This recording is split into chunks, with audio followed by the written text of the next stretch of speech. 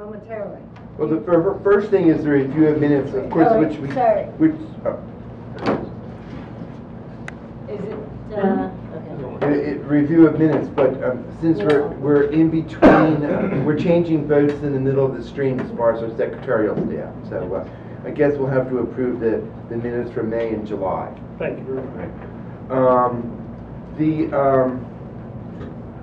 Our future meetings, the next one is July 18th.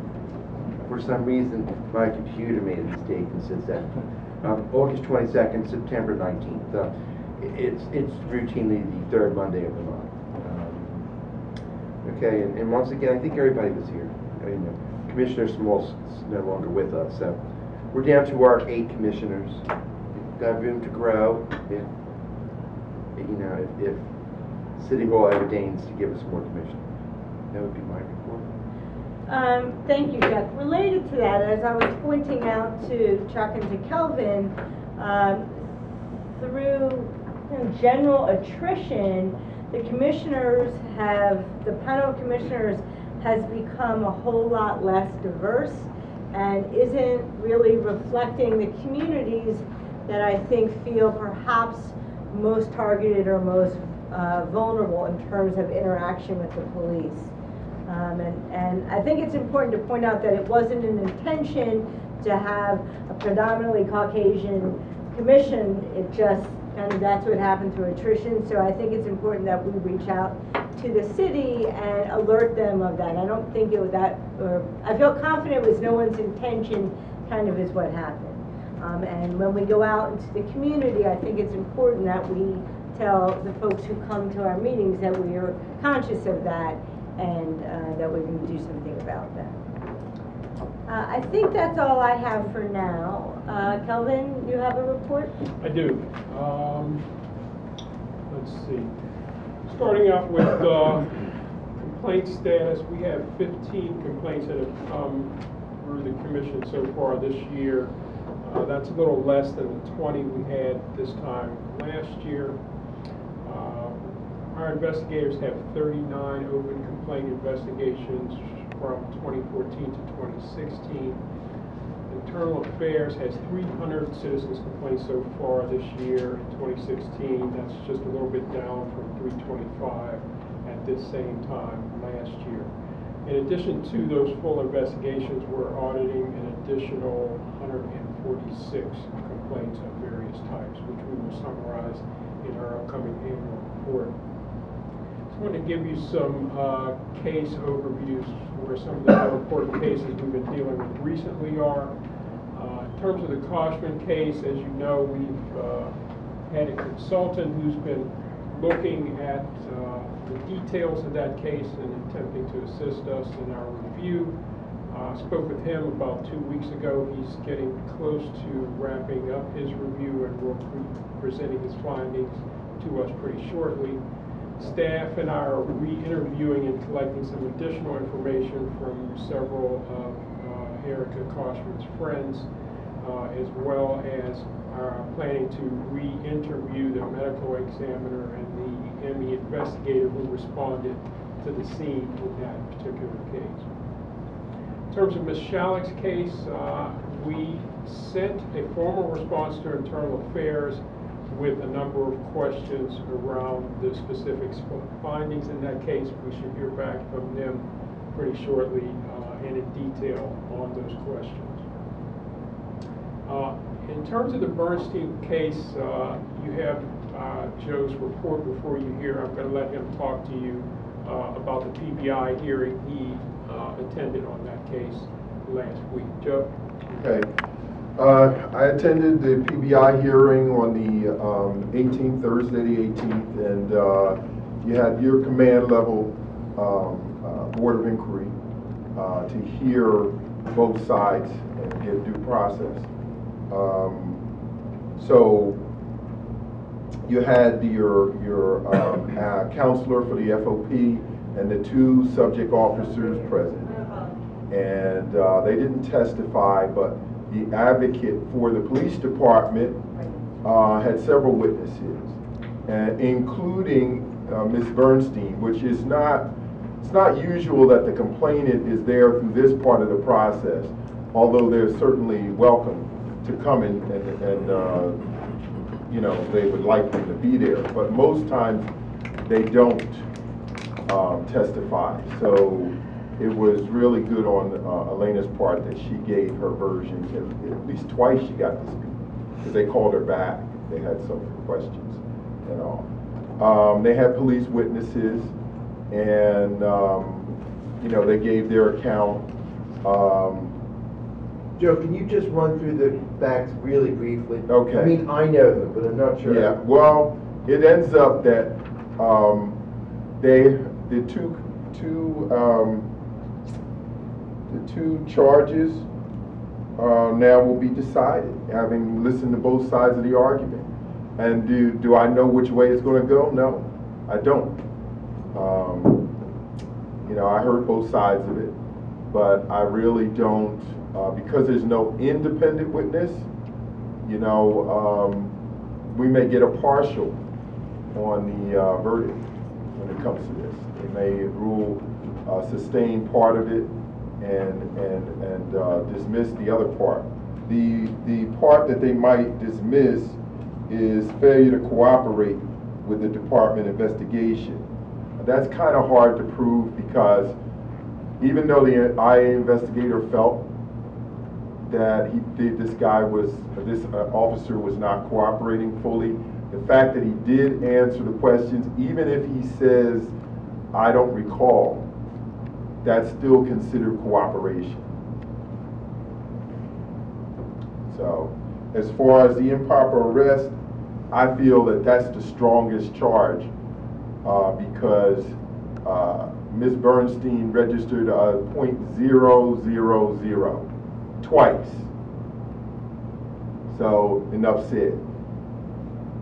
Yeah, I think the facts were she's a hairdresser, she was rear-ended by a police car Yeah, on she like was rear-ended. Girard Avenue, Yeah. and then he arrested her for DUI. DUI. And they take her back, and then 2-3 hours later, I guess they release her.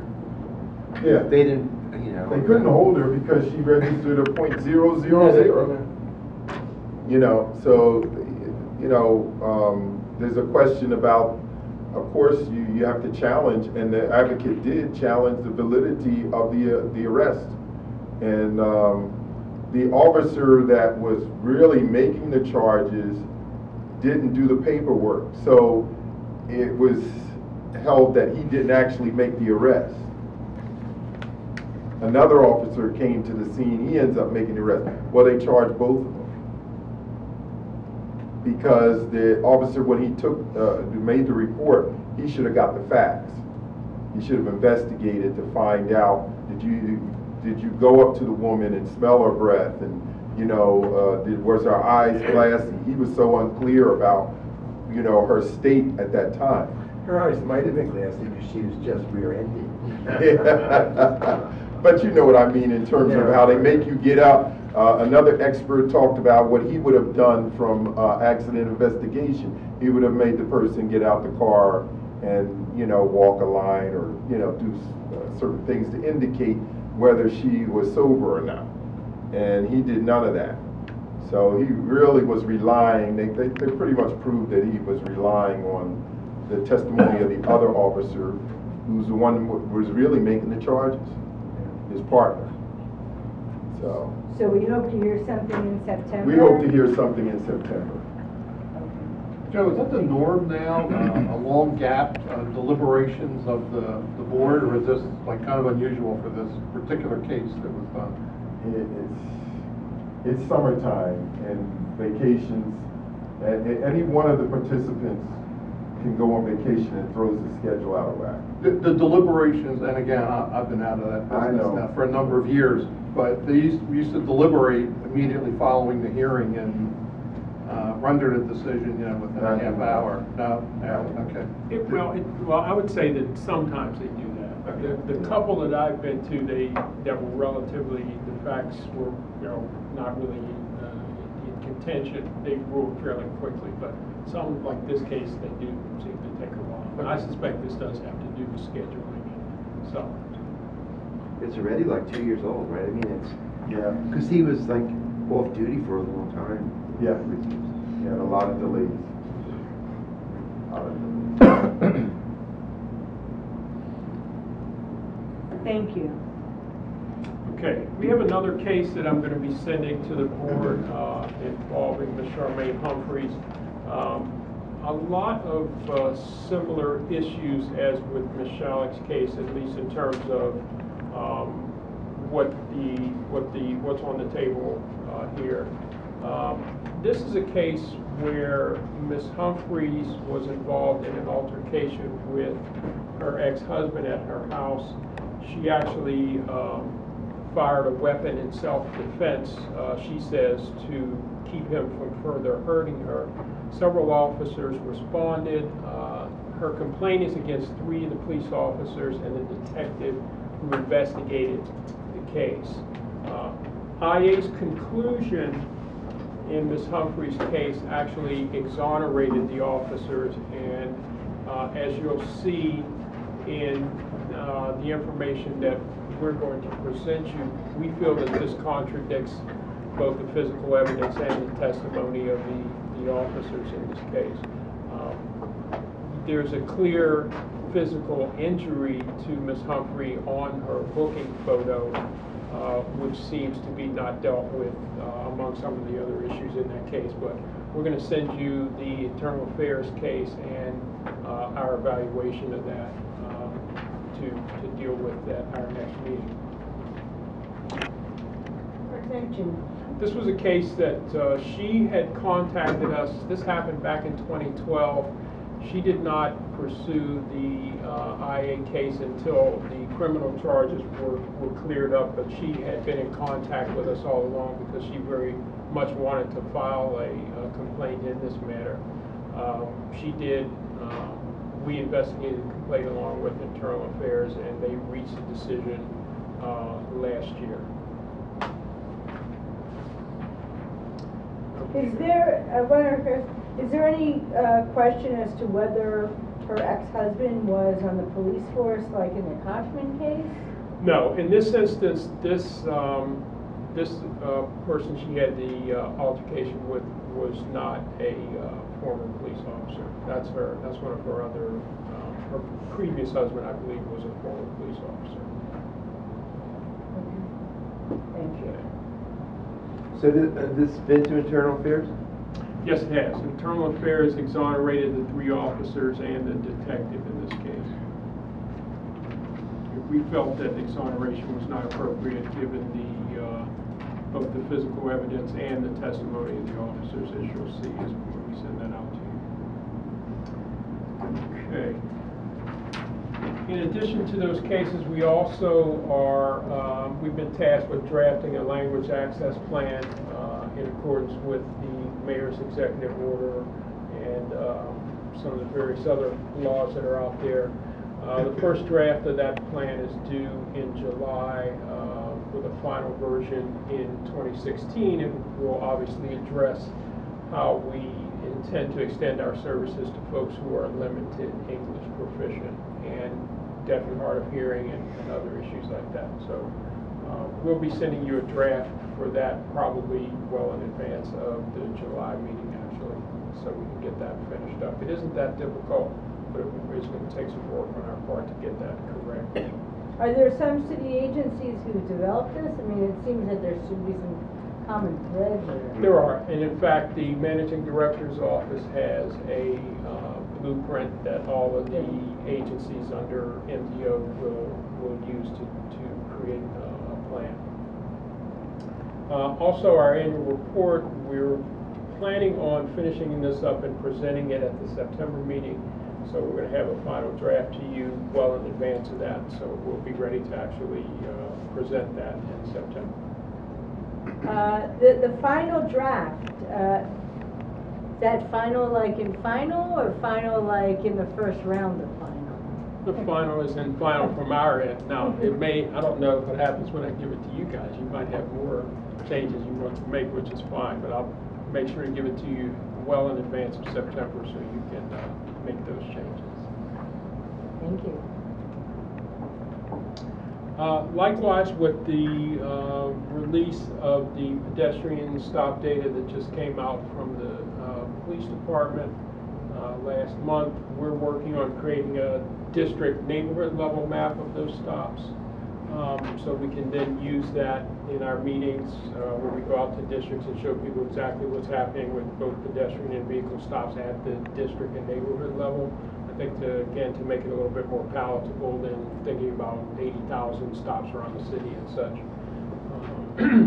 We should be getting that, and Phoebe will tell you more about our conversations with the law department about accessing that data, but as soon as we get that data, we should probably sometime later in the fall be able to put that out in a much more palatable form for folks to learn something from. Now, when you say that you expect the data to be available to us by the fall, or and we'll be able to take that and turn it around fairly quickly for public consumption? I think so. Yes, I think so. Thank you. It actually should be available before the fall. Good. God willing. In that case, we will. In terms of additional training for staff, we've submitted a request for 3 of us to attend the AELE Legal Aspects of Discipline and Internal Investigations training, which will be held in Las Vegas in October. This is the second of 3 seminars that we're going to be taking that supplements what we learned about use of force investigations back in April. That will lead the 3 of us to earn certified litigation specialists designations for non-attorneys. So that's something, again, to help up the knowledge level of the staff in terms of dealing with these issues. So we're looking forward to that very much. 3 of us have also been approved to attend the annual NACOL Police Oversight Conference in Albuquerque in September. Why do I feel like you just weren't? Has that been a year? Oh, yeah, I was in, since I'm on the board, went I to was in, right. I was at the planning meeting for the national conference in January, since I'm on the board. What we do is, in January, we go to the site where we're going to hold the annual conference and plan it in January, and then set it up during the year, and then we actually have it in September, so. Let's hope it's not 115 degrees.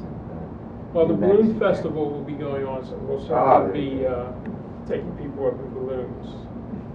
That means you too.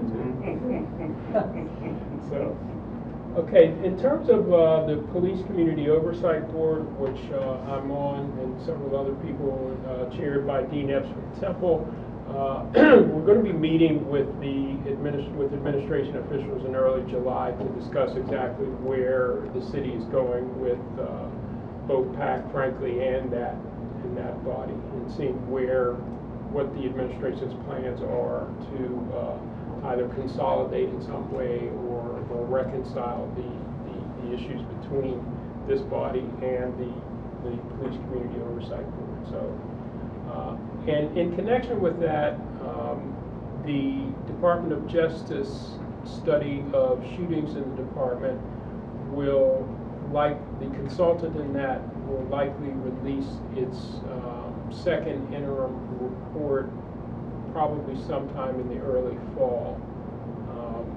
They were at the Use of Force Review Board meeting and observed how that body makes decisions. As you know, I'm also a member of that board, and we should get some pretty interesting conclusions from the consultants to see how the city is doing there. Basically, the biggest thing on the table now is creating a way for the city to both do the criminal inquiry into a shooting simultaneously with the administrative investigation. So they're still trying to figure out exactly how that is supposed to work, but that's the biggest thing that's on the table now.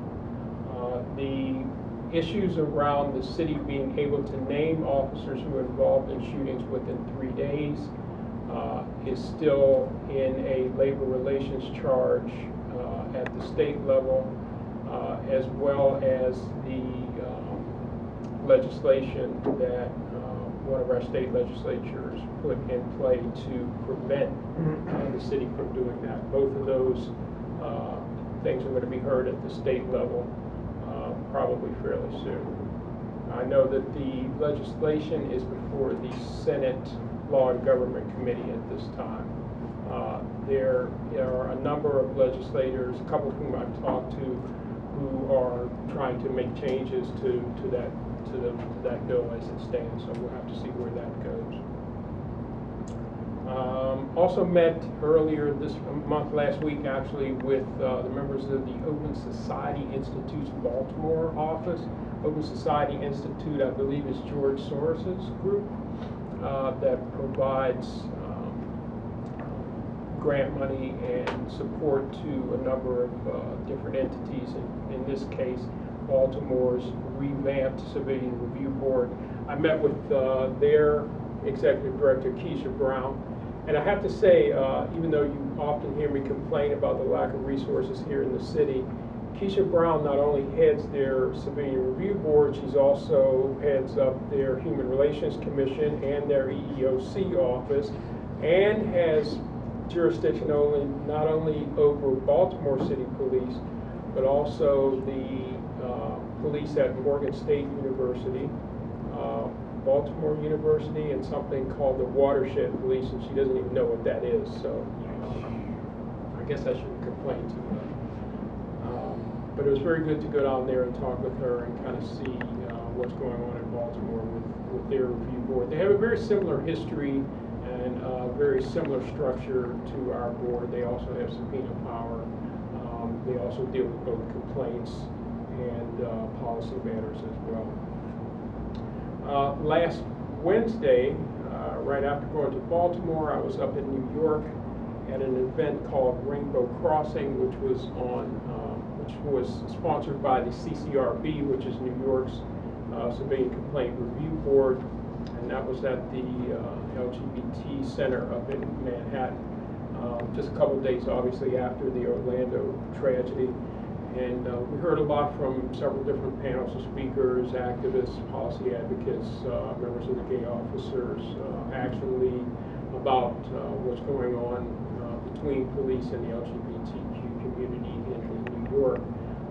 One of the striking things about that event was as we walked up to the center, there were two New York City officers with automatic rifles standing outside guarding the facility, which of course led to lots of conversation amongst everyone there about what that actually meant, just a couple of days after Orlando. And I thought it was a particularly enlightening event to hear, particularly from the community up there, about issues around collecting data in that community, some of the issues that come up as we try to collect data and better serve that community from an oversight perspective. So, was that event scheduled in advance, or? It was, yes. That was actually scheduled a couple of months before that. So it, as many things turned out to be, it was a timely event. And that is my report for tonight. Thank you. Anyone have any questions of Kelvin? So, Phoebe, my request is that because we have the captain here to give his report, if we can review it around. So, do you want to introduce our guest, Kelvin? Sure. This is the Special Victims Union, who has kindly agreed to talk to us tonight about the functioning of that unit. I know that he is newly commanding this particular unit, and really appreciate him coming out and talking to us tonight about how SVU works and what his plans are for going forward. Captain, thank you so much. Thanks. Good evening, everybody. Thanks for inviting me here to highlight our unit. As he said, I'm the brand new captain of the Special Victims Unit. I was signed in March, so I'm going to give you all my months of experience, Special Victims. I'll give you a little background on myself. I've been around for a long time, 35 years in law enforcement. Most of my career I spent in Detective Bureau. I was 11 years a detective. I was a sergeant for years in Detective Bureau. I was a lieutenant in Detective Bureau. When I got promoted, they put me back in Detective Bureau. So I do know investigations. I'm new to Special Victims, but I am very familiar with investigations. So let me just quickly give you An overview of our unit. We have about 50 investigators assigned to the unit, made up of detectives and police officers, all investigators. We handle about 6,000 investigations a year. Those investigations consist of sexual assaults, child abuse, both physical and sexual, child porn, human trafficking, which we just initiated. We just are beginning to implement that now. We just got several new officers assigned to the unit. We received a grant from the federal government in conjunction with the Salvation Army. So we're just starting that, and we're excited about that, human trafficking. We handle all abductions, adult and child.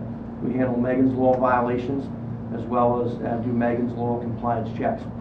We have crimes against the retired and elderly. We also handle that, and we handle sudden deaths of children. We are located in what is called the Philadelphia Safety Collaborative. And what that means is that under one roof, there's several different agencies, including us. We're co-located with Department of Human Services, PCA, Philadelphia Children's Alliance, ourselves, Special Victims Unit, a unit that we call SARC, that stands for the Philadelphia Sexual Assault Response Center. Let me tell you a little bit about both. DHS obviously handles complaints. They refer us child abuse and neglect and stuff like that. They also refer us, and we many times do an investigation right alongside them. PCA, Philadelphia Children's Alliance, when children come there that are victims of sexual assault, for the most part, we do not interview them. That's done by a forensic interviewer employed by PCA, who's had special training on how to deal with children. We have a MOU with them, we try to, and they would like to interview all minors. It doesn't always happen. Any minor that's 13 or younger, according to the MOU, must be interviewed by them, so we do. The interviews are recorded, and we're provided a copy right away, but these interviewers are specially trained, and it works out very well. We try to use that a lot. We have the ability to opt out for anybody over the age of 14, but it has to be a pretty good reason, not just that they don't want to do it. Many times we have an investigation that's active. It happens during the middle of the night. We can't wait. Although I will point out that PCA will, within about 2 hours' notice, provide a forensic examiner for us. We have done that at times. But sometimes we'll opt out for a lot of different various reasons, and we'll conduct the interview ourselves. The SARC unit, Philadelphia Sexual Assault Response Center. It used to be that years ago, if you were a victim of sexual assault, you were an adult or juvenile, adults were taken to Jefferson Hospital.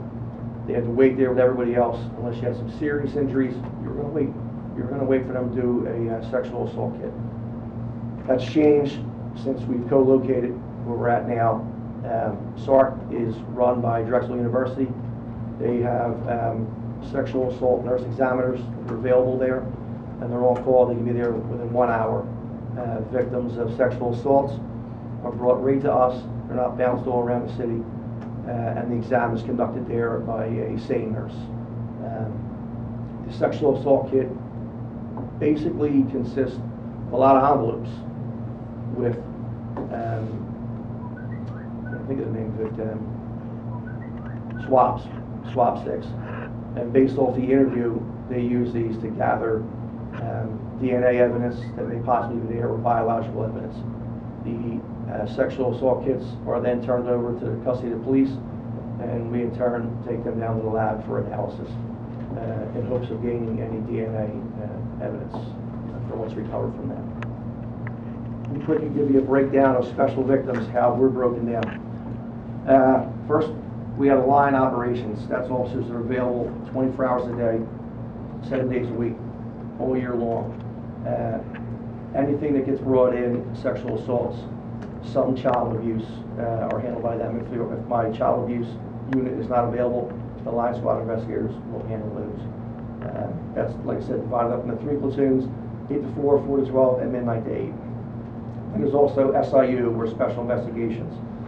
Special Investigations work Monday to Friday, 8 to 10 p.m. at night. I have it broken down into 2 different platoons that are always available, and they handle sexual violence and child abuse also. Some of the things that they do handle are identify patterns, what the follow-ups on. They'll handle cold cases. A lot of our code, we get CODIS hits from years ago, and they follow up on all those to see if they could produce any leads on those.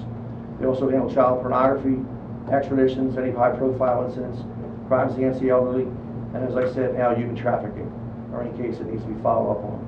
My child abuse unit, I have 11 investigators assigned to that unit. There's a lot of investigators when you look at 50 in the unit, but it's needed. The child abuse unit is available Monday to Friday during the day and at night. They handle all child abuse of a sexual nature. Is assigned to them, officers right there. And as I said, the children are interviewed with PCA. The interviews are done. Regular child abuse, I hate to say regular, but if it's just of a physical nature, they're assigned to line squad personnel to follow up on in conjunction with Department of Human Services. Megan's Law, I have a Megan's Law unit. I have 3 investigators assigned to that. What they basically do is the state police will notify us when we have a Megan's Law violator, somebody who's no longer living, they said they were supposed to be living. They notify us, the investigation's on us.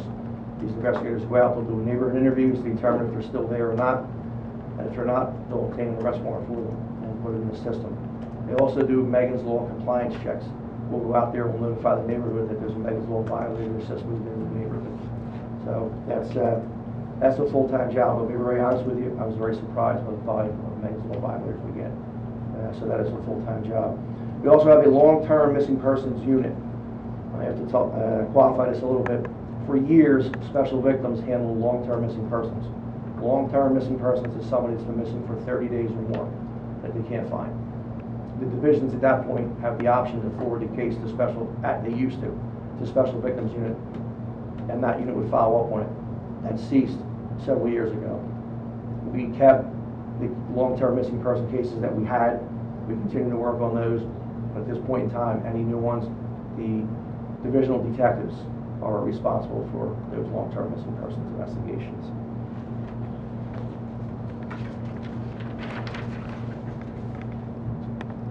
Okay. Real quick, we have something that's called an annual case review, which I think is very important to talk about. I'm told it's cutting edge. I know it is because I've been contacted from people, agencies all around the country to ask us all about how that works. Here's how it works. Once a year, and the new one is coming up, it's scheduled for September, we have representatives from the Women's Law Project, University of Pennsylvania Women's Center, Women Organizing Against Rape, Philadelphia Children's Alliance, and other groups who come out and review our case files. They have unrestricted access to our case files. What they generally review is all unfounded rapes and investigations that we term as medical investigations. What a medical investigation is when someone, most times when they're intoxicated, they have no idea what happened to them. They may find themselves at home and their clothing is off. They don't remember how that happened. Sometimes their clothing is put on backwards or inside out, and they believe that they were sexually assaulted. They have no recollection of it at all. Sometimes they believe that somebody put something in their drink, and they have no idea. But when that happens, they're classified, because we have no evidence that something happened, they're classified as a medical investigation. They're interviewed, a rape kit is done at the SARC unit, and it is submitted. If it comes back positive for presence of any biological fluids, at that point it's safe to assume that something happened to them, and we can change the coding to a rape investigation and conduct a rape investigation on those. But I think that's very important because it basically provides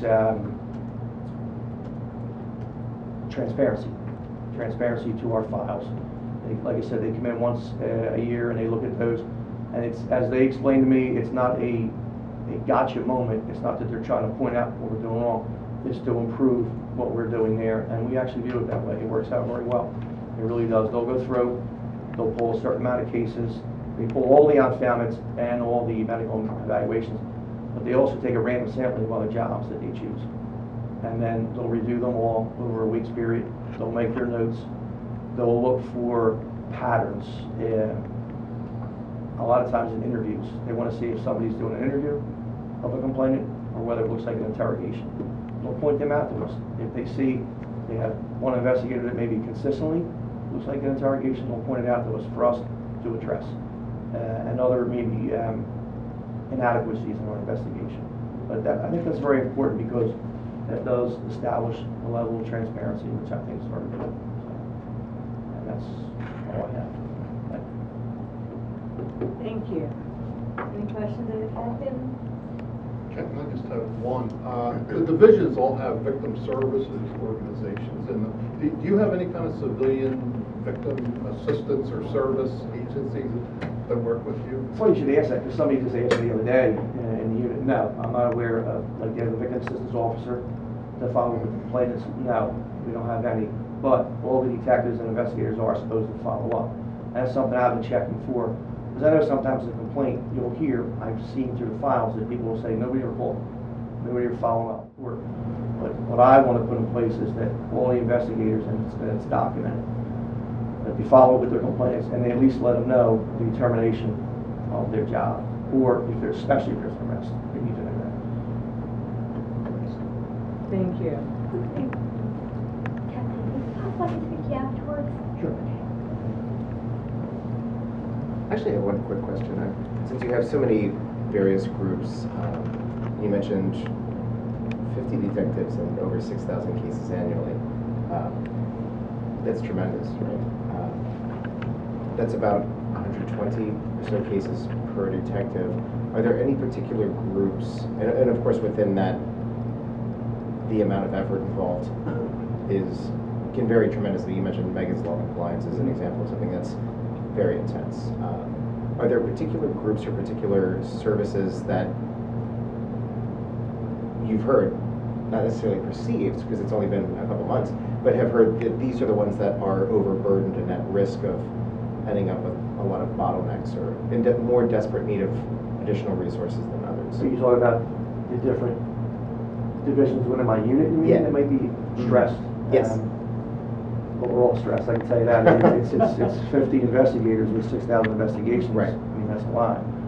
It's difficult for me to complain because, I mean, it's difficult to have, resources are short everywhere. Everybody is, Sure. I get that. So we do the best we can, we try to prioritize the best we can. But no, I can't point out any one particular group within my unit that maybe needs more. As I said, when I got there, I looked behind every tree and under every rock. I was busy. I've been around a long time, so I know investigations. It's a little different for me with special victims. Sure. I have to retool for that.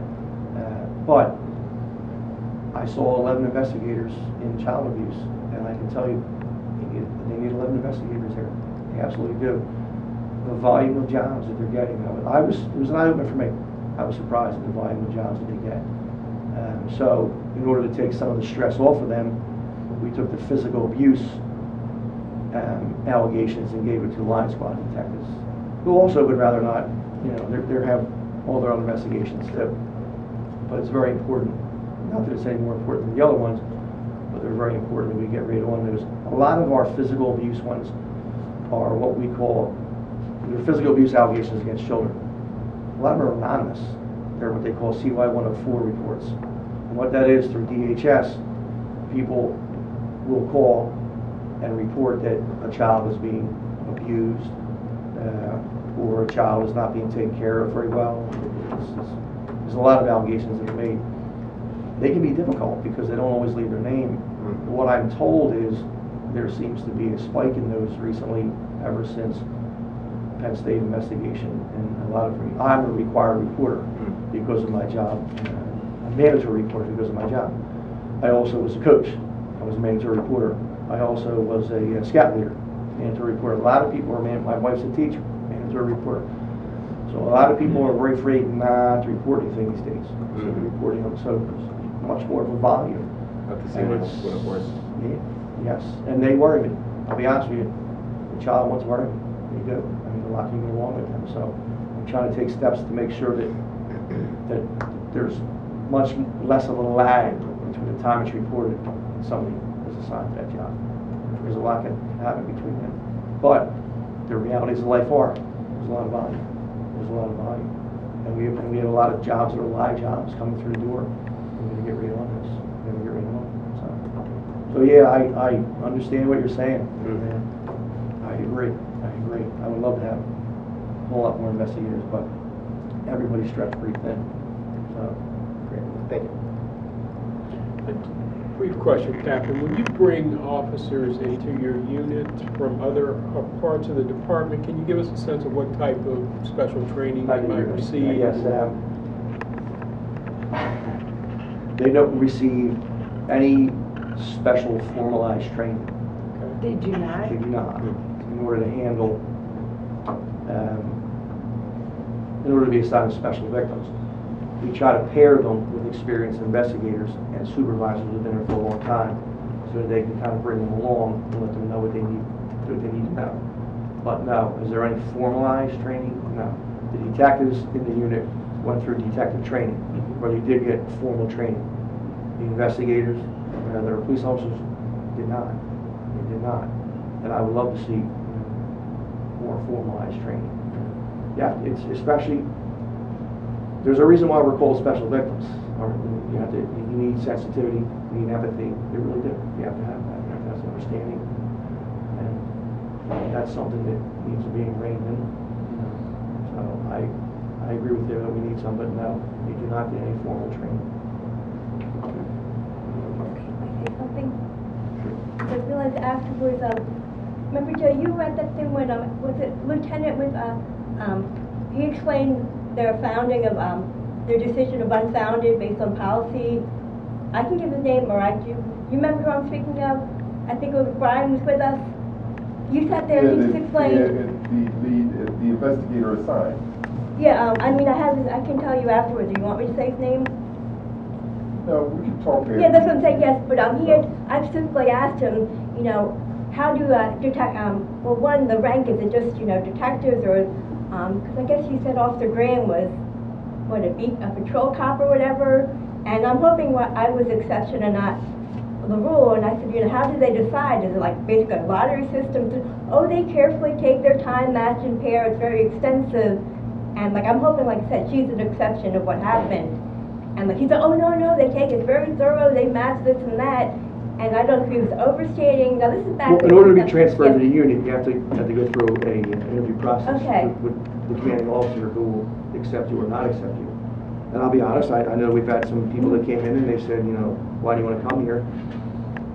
We don't like their answers. And some of them will say, well, we say, ask them, have you taken the detective's test? To which they respond, no, I don't want to be detective. Well, then we don't want you in the unit if you don't want to be detective. So we'll try to screen them out. But we use investigators citywide for all our units to supplement. And clarify, investigator, are they a special status above a police officer? Like I said, I'm not sure what the ranking, I guess... No, they're still a police officer, but they are investigators. They're above a patrol officer, in other words, they're not... I wouldn't say that they're above... Well, not too much, but they're different They're status. placed in capacity where they're doing investigations. Okay, like they're focused on. As opposed to a patrol function, right. But we use them all over the place. Okay, we have officers reading. that are in our citywide vice unit. We have officers in narcotics. We have officers in accident investigation division. They're police officers, but they're acting as investigators. Yeah, okay. Thanks for the clarification. Captain, I'm on the board of TCA, and I just wanted to tell you, we worked for many years for co-location, and I worked with your predecessor, Captain Darby, and it's just nice to see the facility now, and it's nice to see the co-location, and it's really nice to see how well it actually is working. I have to tell you, it does. It's and I was at the syndication review. I was impressed by that. It does seem to work. We have a good rapport. Very nice. Instead of an adversarial relationship. Yep. And I go up there all the time, and the building, it's nice because you don't feel like you're in a police facility at all, no matter what part of it you're in. Right. And I've just been around a long time. I went to Frankfurt Castle, and it was an old school building that basically was condemned. And up at it used to be located up at the Frankfurt Arsenal. There was barbed wire on top when we came through, and you couldn't see. It was pitch black. I couldn't imagine being a victim and being brought in there. So yeah, this is much. Where is the location now? 300 East Hunting Park Avenue. Whitaker Hunting Park. It would be a good road trip if the commissioners want to see it. very, very interesting to see how, you know, the co-location is working. Yeah, I'm sure we can arrange that if he's worth it. Take a tour. Thank you, yeah. It's impressive. I was impressed. And that's not as comfortable as one could feel there. Like you said, it was a cohesive thing, it was all done in-house. Right, exactly. Yeah. Whereas years ago, you went all over the city. Because it happened in Southwest Philly, they brought you up to Center City, you waited there for hours, and they brought you up, you know, to, you know, Frankfurt Arsenal, where we used to be located, so this has made it much, much better. Great. Anything else, Sir Captain? Thank you for your time tonight. That was helpful to give us some understanding of the unit, so thank you. You're welcome. Thanks, Captain. Thank you, appreciate it. Oh, what an icon. I felt his shoes. Yeah, John's a friend of mine, I know well. 14 years. He still comes up. He still comes up. All right, thank you. Thank you. Good night.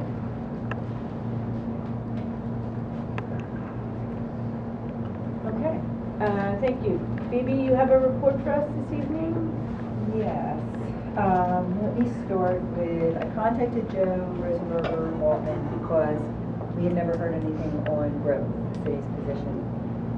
She said that we're going to hear from someone now in administration, someone other than her. So I will let you know when that occurs. I'll shoot an email around. I also asked her about the stop and frisk data. And she is now preparing an agreement similar to the agreement we signed to receive the police shooting records, similar to what the public defender's office signed in order to have the stop and frisk data. And we will then have the same universe of documents. I don't think our document will be slightly different. We won't have to agree to indemnify, but otherwise it will be similar in terms of, you know, what can and cannot be shared. But we will have a larger universe of documents for Kelvin to take a look at and do the statistics or whatever else he wants to do with the documents. So wait, they're going to be offering an We agreement? will have, right, we will get the larger universe of documents, but we will also have to sign a similar type of agreement to what we did when we received the police shooting data. We are also going to have to sign a similar agreement in order to receive, which I had told you before, the arbitration decisions. But Cara Lahini, who had been working on that, had not prepared a draft, and it had been several months. So I followed up with Joe, and Joe has now agreed that she will probably do that on behalf of Cara, and we'll get both documents. And I believe that's going to occur over the summer and before the fall, at least based on our conversation. It should be relevant. So this is for the documents to come. There was, I think, a little bit of a delay in the annual report because you were waiting for clarification on what you could release of what you've already received. Right, right. And we haven't seen, since we did our initial report on arbitration cases in the last annual report, we haven't received any at all since then. So looking forward to that in particular. And then Kelvin and I met, we're just working on some sort of in-house document policies, you know, for consistency and just for thoroughness. So, you know, in response to subpoenas, in response to right-to-know requests, in response to informal requests, depending on, you know, who they are from. And we're working on that right now, and we're also seeing what some of the other advisory commissions are doing vis-a-vis, you know, requests to them for documents. And then the other thing we did is, when complainants come in, they were formally given somewhat of a waiver form indicating that the documents that they produced at that time could also be shared with internal affairs. We've expanded that because the documents that are created as a result of the investigation might also be shared.